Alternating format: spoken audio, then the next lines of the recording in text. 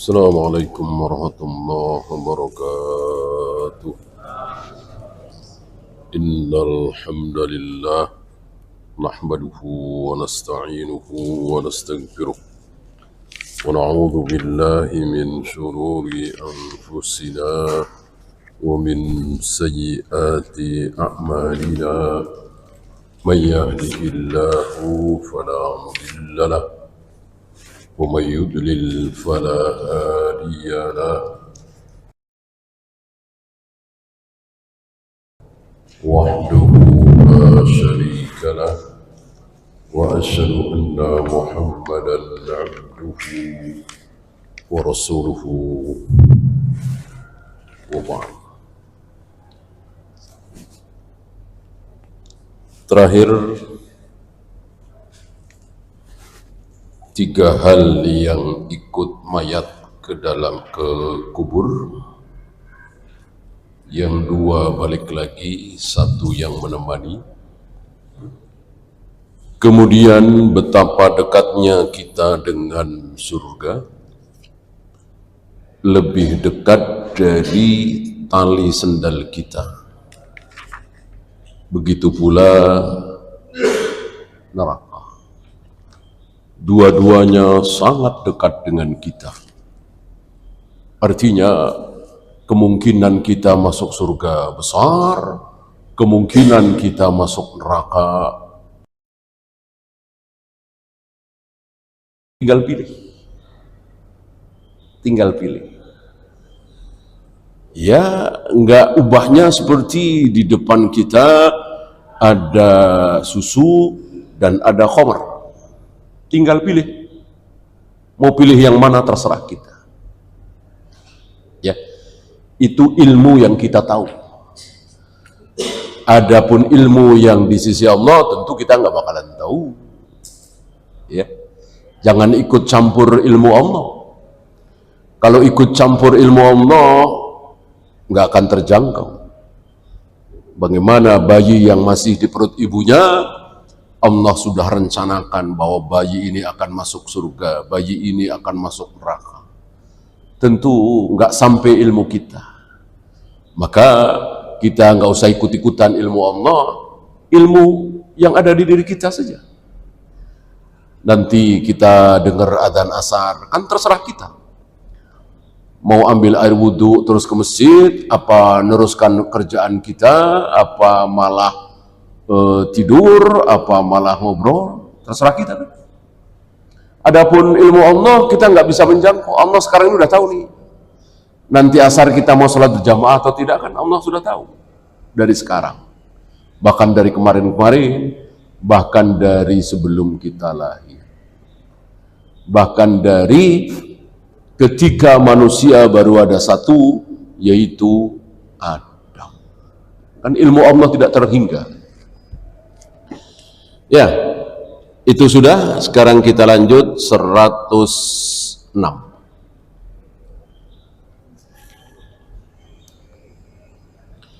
An Abi Faras Rabi'ah bin Ka'ab al-Aslami. Kunyahnya Abu Faras, namanya Rabi'ah bin Ka'ab. Tidak semua yang berakhir tak marbuto itu perempuan ya. Ada beberapa yang berakhir dengan tak marbuto tapi laki-laki, seperti ini, Rabi'ah. Urwah. Itu kan berakhir dengan tak marbuto tapi laki-laki. Rabi'ah bin Ka'ab al-Aslami, khadimi Rasulullah sallallahu alaihi wasallam, salah satu pelayan Nabi, tapi tidak dibayar. Dan apa istilahnya? Maunya dia sendiri. Kalau Anas bin Malik kan maunya ibunya. Dituntun oleh ibunya Ummu Sulaim saat Anas bin Malik umur 10 tahun dan diserahkan kepada Nabi untuk melayani bagaimana minumnya Nabi, wudunya Nabi, dan seterusnya. Dengan apa istilahnya, sukarela. Termasuk ini, Rabi'ah bin Ka'ab. Min ahli Sufa, dia salah satu ahli Sufa. Jadi di emper Masjid Nabawi itu ada beberapa belas atau beberapa puluh yang tidur di situ, nggak punya rumah, rumahnya jauh.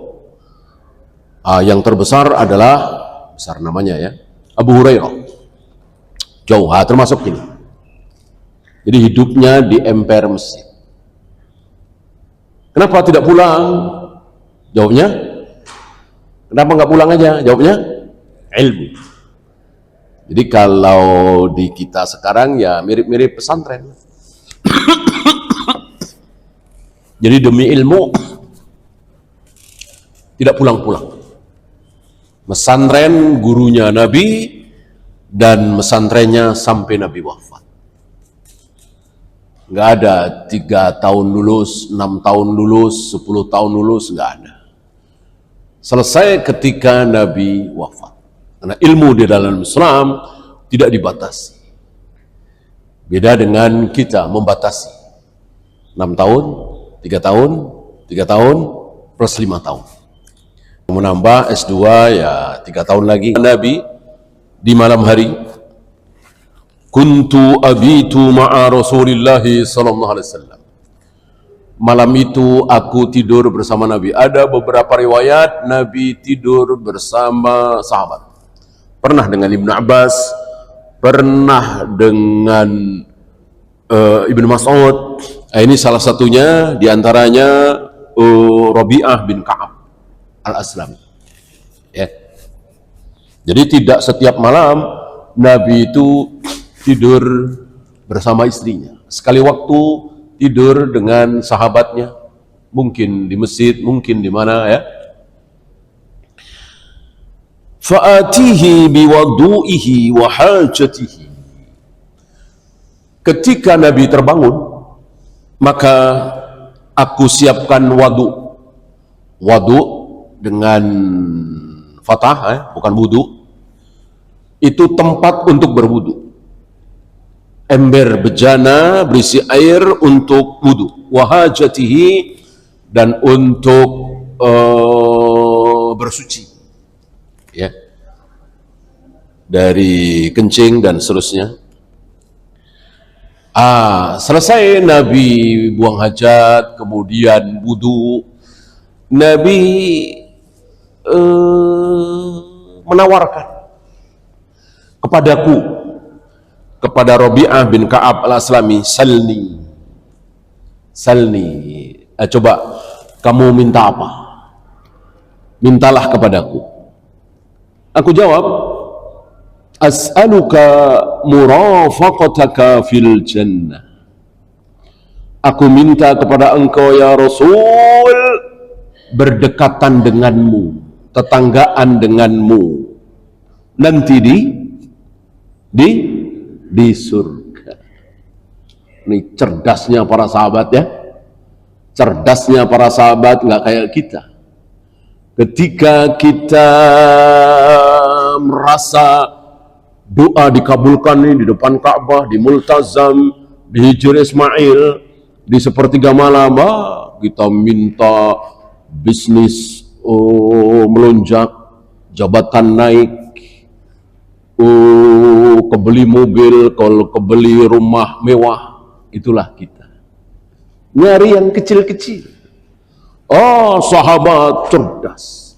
Ini bukan setingkat Abu Bakar, Umar, Utsman, Ali, Rabi'ah bin Ka'ab Al-Aslami, Al-Khulafa Ar-Rasyidin Al-Mahdiyin, bukan. 10 orang yang dijamin masuk surga, bukan. Sepertinya Ahlu Badar juga bukan. Ya. Tapi cerdas. Mintanya nggak tanggung-tanggung. Sebab mobil mewah, rumah megah, bisnis melejit, pangkat naik, kita rasakan kan paling cuman 30 tahun dari sekarang. Atau mungkin cuma 20 tahun dari sekarang. Atau mungkin 15, 10, mungkin 5. Ya. Adapun bersama Nabi di surga dinikmati miliaran, bukan miliaran, triliunan tahun, bukan tahun, abad. Orang khalidina fiha abadan, kekal selama-lamanya. Ya, lebih dari 1000 triliun abad, bukan tahun ya. Orang kekal selama-lamanya. Ini apa nggak cerdas? Sementara kita ini bodoh. Ya. Kita nikmati cuman 20 tahun, 15 tahun, 10 tahun. Tapi, seolah ini segalanya. Padahal kita salah. Saya kira nggak ada di antara kita yang ditanya, Bapak mau hidup di sini menikmati harta Bapak berapa ratus tahun lagi? Ada yang berani jawab 100 tahun? Nggak bakal. Ya, paling 60 tahun lagi. Apalagi umur saya sekarang sudah 40 tahun, kan jarang yang 100. Ya, paling 30 tahun lagi, 20 tahun lagi, apalagi umur saya sekarang sudah 50, 60. Lupa. Ada kehidupan yang luar biasa, yang akan kita rasakan, kita nikmati miliaran, triliunan abad. Bahkan lebih orang kekal selama-lamanya.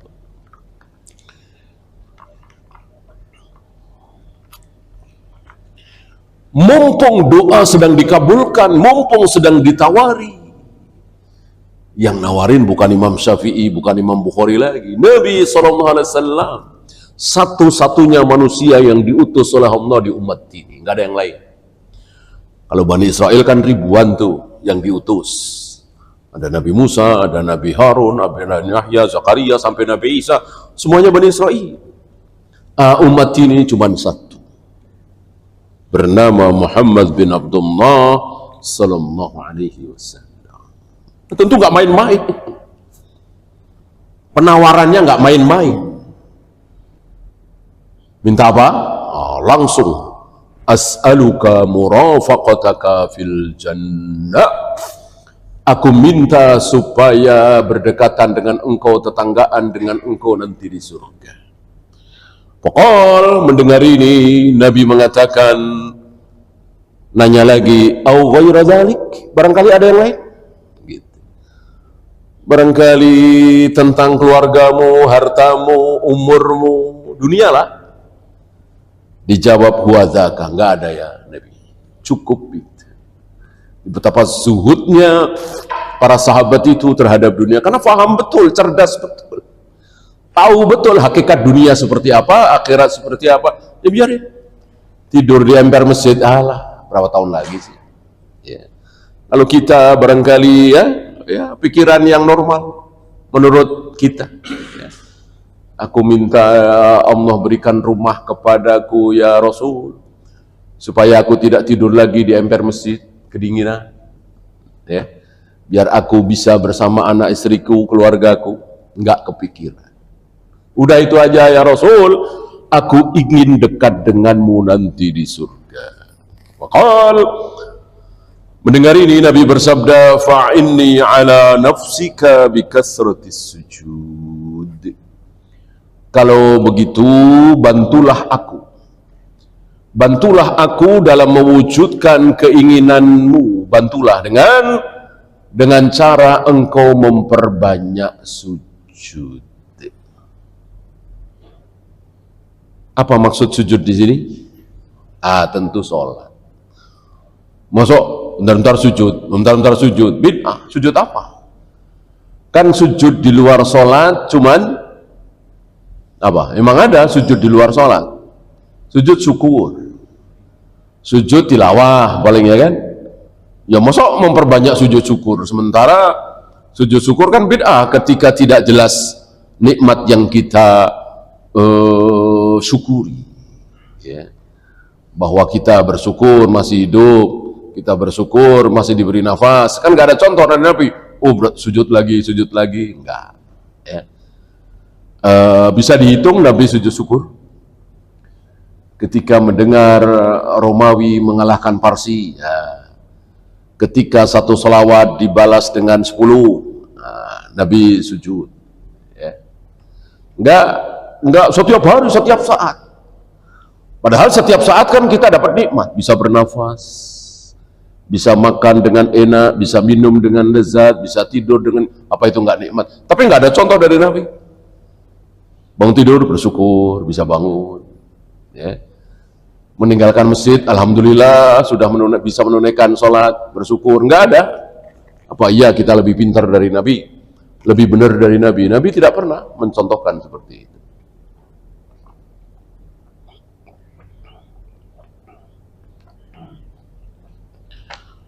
Berarti maksud memperbanyak sujud adalah memperbanyak sholat. Sholat apa kira-kira? Tentu sholat sunat. Kalau sholat wajib kan tidak bisa diperbanyak.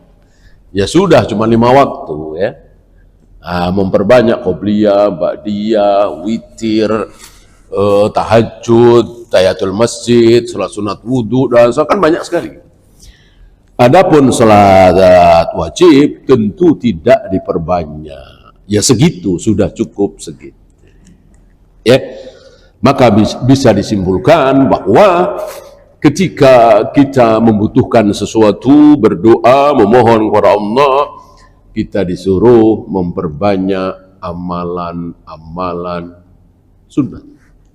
Ya, yang terbesar sholat tentunya. Diteruskan puasa sunat, baca Al-Quran, sedekah, zikir, wirid, ya ditambah nawafil di samping yang wajib. Ya, rawahu Muslim. Hadis ini sahih riwayat Imam Muslim. Ada beberapa fawaid dari hadis ini, di antaranya al-jannatu innama tunalu bi mujahadatin nafs. Surga hanya didapat dengan mujahadah. Jadi tidak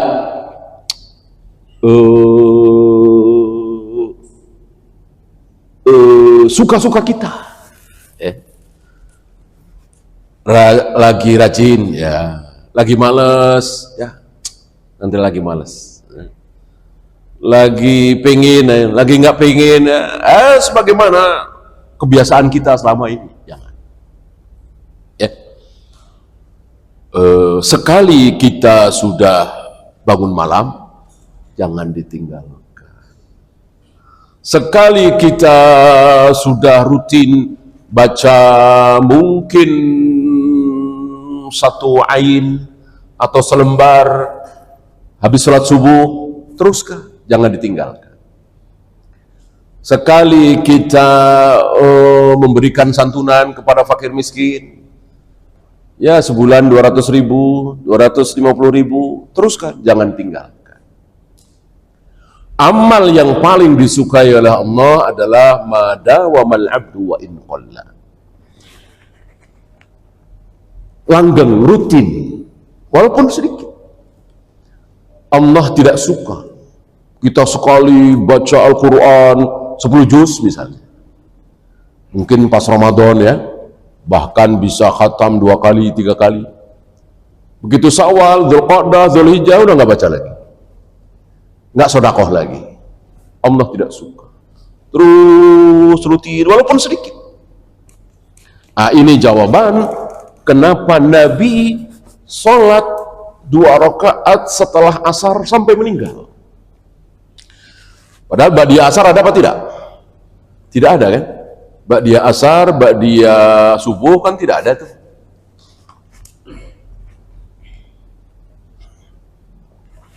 Kalau qabliyah ada semua. Walaupun ada yang muakkadah, ada yang ghairu muakkadah. Kecuali qabliyah isya, ada hadisnya tapi dhaif. Dhaif tentu tidak boleh diamalkan. Nah, kenapa ada riwayat Nabi selalu sholat 2 rakaat habis asar sampai meninggal?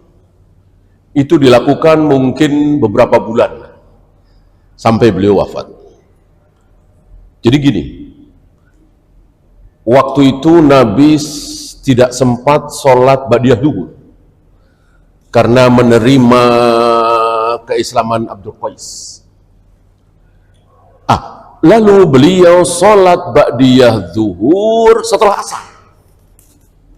Ini kisah Aisyah ya, Aisyah yang menceritakan ini. Beliau sholat ba'diyah zuhur setelah asar, kan kaidahnya begitu.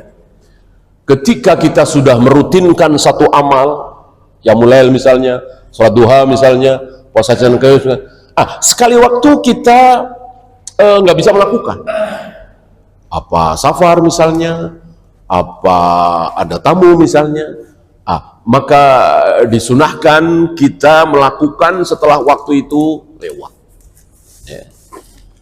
Yang paling sayang kan qobliyah subuh, karena lebih baik dari dunia seisinya. Kita selalu lakukan itu. Tiba-tiba kita kesiangan ke masjid, sudah qomat misalnya, nggak dapat qobliyah, maka boleh dan bagus kita sholat qobliyah subuh nanti setelah matahari terbit. Ya, ini dilakukan oleh Nabi Sallallahu Alaihi Wasallam. Ada beberapa riwayat. Nah, karena Nabi tidak mau meninggalkan amal yang sudah dilakukan, mungkin ini kekhususan Nabi, saya tidak bisa memastikan ya. Maka setelah itu beliau tidak pernah meninggalkan lagi sholat 2 rakaat setelah asar sampai wafat. Karena kaidahnya tadi, Allah tidak suka ketika kita mengamalkan satu amal habis itu kita tinggal. Tentu tidak dosa ya, tapi Allah tidak suka.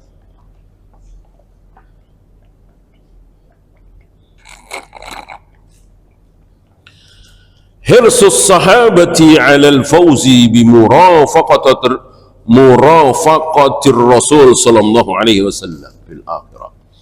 Para sahabat begitu semangat untuk menemani Nabi nanti di akhirat, tentu di surga. Ya, tidak ada satupun sahabat, satupun ulama yang meragukan bahwa Nabi pasti masuk surga. Ya. Jangankan Nabi, Abu Bakar, Umar, Utsman, Ali yang 10 orang. Jangankan yang 10, Ahlul Badar. Kan sudah dijamin Ahlul Badar yang ikut perang Badar pasti masuk surga. Siapa yang memastikan? Allah yang punya surga itu. Lewat lisan Nabi sallallahu alaihi wasallam. Ya. Beberapa tahun yang lalu kita cukup sakit hati mendengar seorang tokoh agama di negeri kita ini mengatakan Rasul juga belum tentu. Itu hak prerogatif Allah katanya. Ini luar biasa. Ini kalau diyakini bisa kufur. Berarti menolak ayat, menolak hadis. Radhiyallahu anhum wa radu an wa adda lahum jannah. Allah ridha kepada mereka, mereka ridha kepada Allah, dan Allah jamin mereka semua masuk surga. Tiba-tiba ada yang mengatakan belum tentu, itu hak prerogatif. Ya. Allah sendiri yang mengatakan. Jawazu ihdari ma'il wudu lis-sahihil mu'afi. Bolehnya membawakan air wudu untuk orang yang sehat. Nabi kan tidak sakit waktu itu, sehat. Karena ada syubhat, ini dari tarekat-tarekat sufiyah, bahwa orang kalau sehat tidak boleh disediakan alat untuk ibadah, harus berusaha sendiri. Ya. Tentu ini pendapat yang batil. Ini Nabi sehat walafiat, disediakan air wudhu dan diterima, tidak ditolak. Ya. Dan kan banyak yang seperti itu untuk kehati-hatian katanya. Ya. Ambil contoh misalnya nggak ada air, kemudian tayamum, habis tayamum sholat. Habis sholat nemu air, atau kalau di kita mungkin listrik nyala lagi, keran hidup lagi, ya. Maka ada syubhat, harus wudhu lagi, harus sholat lagi. Betulkah? Betulkah? Tidak betul. Kewajiban yang sudah ditunaikan maka tidak perlu diulang lagi, ya, tidak perlu. Ini kan kejadian 2 orang sahabat, mirip kasus seperti itu. Yang satu mengulang sholatnya, wudhu lagi mengulang sholatnya, yang satu lagi enggak. Udah tayamum, udah sholat. Pulang ke Madinah, lapor kepada Nabi, Nabi membenarkan yang tidak mengulang. Nabi membenarkan yang tidak mengulang. Maka sebuah kehati-hatian belum tentu benar. Ya, seperti hati-hati lah.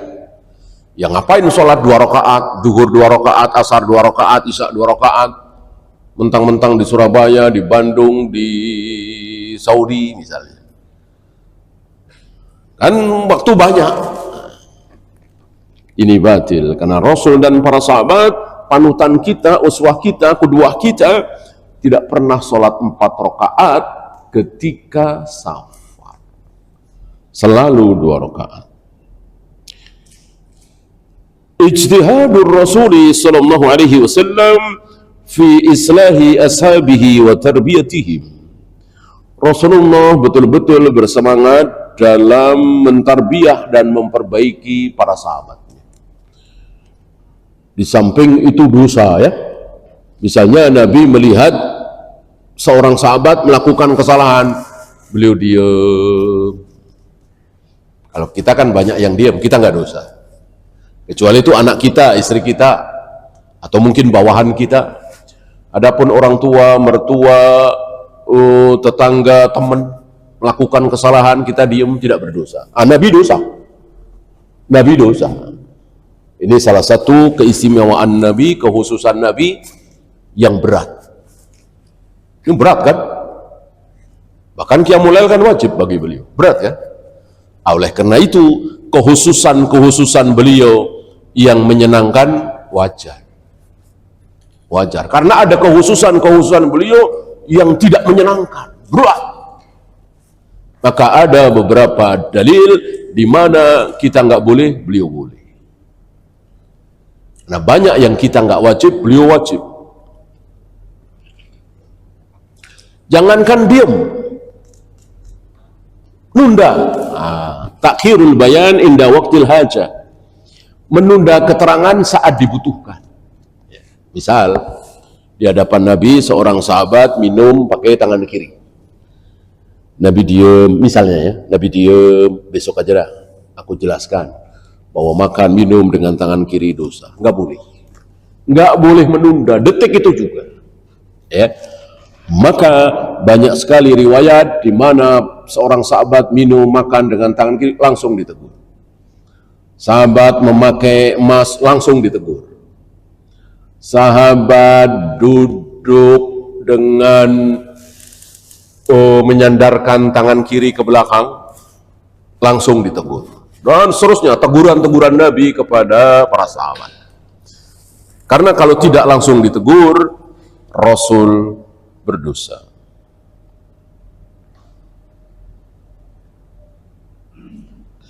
Saya pilihkan beberapa saja. Sahabatu Rasulullah sallallahu alaihi wasallam yaqsiduna mardatillah. Hal yang sangat dicita-citakan oleh para sahabat adalah ridho Allah. Ridho Allah mencakup apa? Surga. Selamat dari neraka. Ya, bahwa para sahabat tentu ingin harta, ingin makanan, ingin kendaraan. Tapi yang terbesar bagi sahabat adalah ridho Allah. Artinya apa? Jika mendapatkan uang yang banyak sekali itu membuat Allah tidak ridho, sahabat nggak mau. Tidak seperti kita. Kita Allah mau ridho apa tidak? Yang penting mobil, yang penting rumah mewah, yang penting uang. Allah marah, nggak marah, ya seolah kita nggak tahu. Dan banyak dari kita beranggapan Allah marah kan diem. Beda kalau atasan marah, orang tua marah nggak diem. Allah marah kan diem. Gitu. Emang kalau Allah murka langsung Allah jewer kita kan tidak. Ya cuma masalah waktu. Tinggal nunggu waktu aja. Dan sudah banyak yang nyesal kan sekarang di dunia ini. Berapa banyak saudara-saudara kita yang sekarang di penjara sedang menyesal. Coba waktu itu nggak usah korupsi. Coba waktu itu nggak usah nipu. Ini masih di dunia. Gimana nanti di akhirat? Yang terakhir, min makarimil akhlaq an tukafi'a man asda ilaika ma'rufan. Di antara ciri akhlak mulia adalah membalas kebaikan dengan kebaikan. Jadi antum jangan mentang-mentang dia kan orang kaya ngasih saya ya wajar, jangan, balas. Walaupun mungkin lebih sederhana ya. Membalas. Fa illam tajid fakullahu jazakallahu khairan.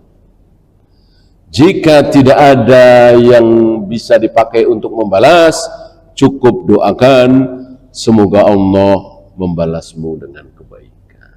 Artinya kita doakan. Ya. Dan doa yang terbaik di belakang orangnya. Ada orang baik banget sama kita, ngasih ini, ngasih itu, bantuan ini, bantuan itu.